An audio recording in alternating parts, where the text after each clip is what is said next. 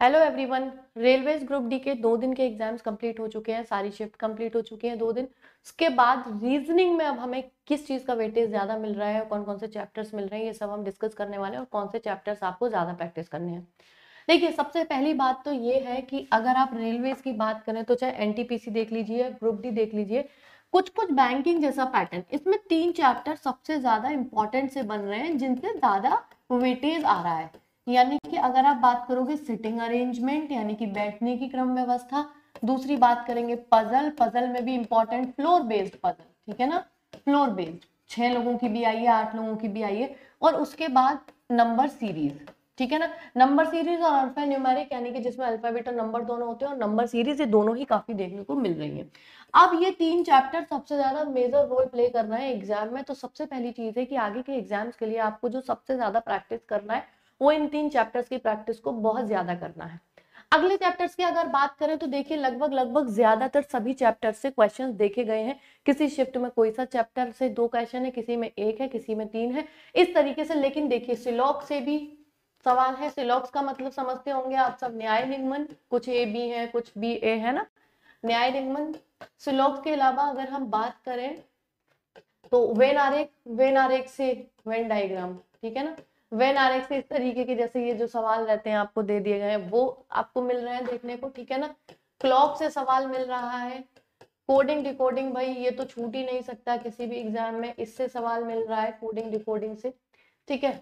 Analogy यानी कि सादृश्यता जिसे कहते हैं, जैसे कि अगर आपको बोल दिया कि भाई जो आलू है वो सब्जी है, आलू सब्जी से संबंधित है, तो आगे बताइए भाई आम किससे संबंधित होगा, ठीक है ना, ये आपको एनालॉजी हो गई। एनालॉजी के अलावा अगर हम बात करेंगे अगले चैप्टर की, तो दिशा दूरी बिल्कुल देखने को मिल रहा है, यानी कि डायरेक्शन और डिस्टेंस, ठीक है ना, दिशा व दूरी, ठीक। तो ये सब चैप्टर्स अभी तक देखने को मिले हैं। अगर हम लॉजिकल रीजनिंग की बात करें तो लॉजिकल में किसी शिफ्ट में कथन निष्कर्ष, किसी में पूर्व धारणा तर्क, ये सब देखने को मिले हैं लॉजिकल रीजनिंग में।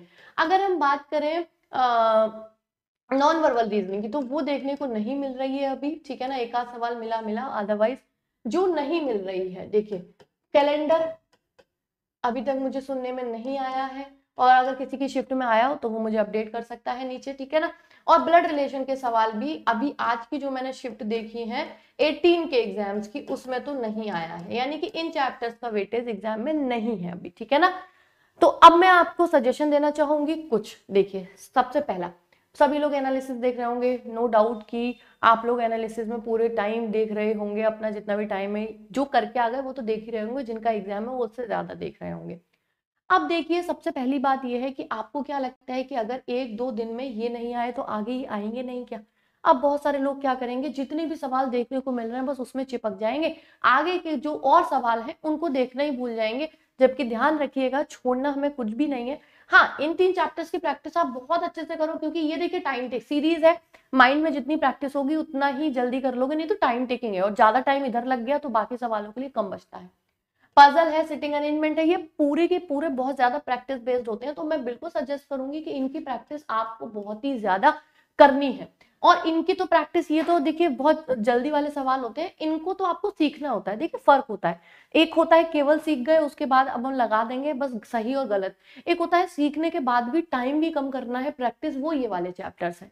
इसमें अगर आप कॉन्सेप्ट सीख गए तो उसके बाद आंसर कर ही लोगे, इनमें ज्यादा टाइमिंग किसी में भी नहीं लगती है, क्योंकि ये टाइम टेकिंग वाले नहीं है, ना एनोलॉजी है ना दिशा दूरी, इनमें से कोई से भी नहीं है। तो ये वाले जो चैप्टर्स हैं, स्पेशली कैलेंडर और ब्लड रिलेशन, ये आप ऐसा नहीं है कि आप बिल्कुल ही छोड़ के चले और पता चले आपका सेकेंड या थर्ड फेज में एग्जाम है तब तक आप इनके कॉन्सेप्ट ही भूल जाए।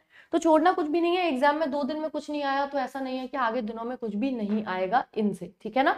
बाकी इन चैप्टर्स को मैंने सजेस्ट कर दिया, मोस्ट इंपॉर्टेंट इनकी ज्यादा प्रैक्टिस करिए क्योंकि ये टाइम टेकिंग हो जाते हैं।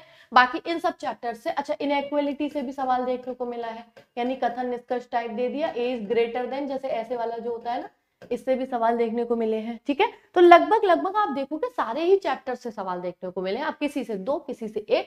तो आप बहुत ज्यादा एनालिसिस के पीछे ना पड़िए, आप ये देखिए कि आपकी तैयारी कैसी है और आप क्या, क्योंकि देखिए एनालिसिस आप देख भी लेंगे तो आप प्रेडिक्ट नहीं कर सकते कि कल आपके एग्जाम में क्या आने वाला है।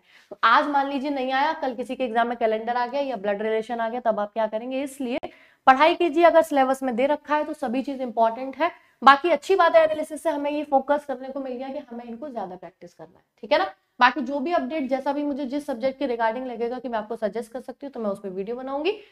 अभी इस एनालिसिस को आप ध्यान में रखते हुए अपनी तैयारी को जारी रखिए। चलिए मिलते हैं अगले वीडियो में, तब तक के लिए गुड बाय।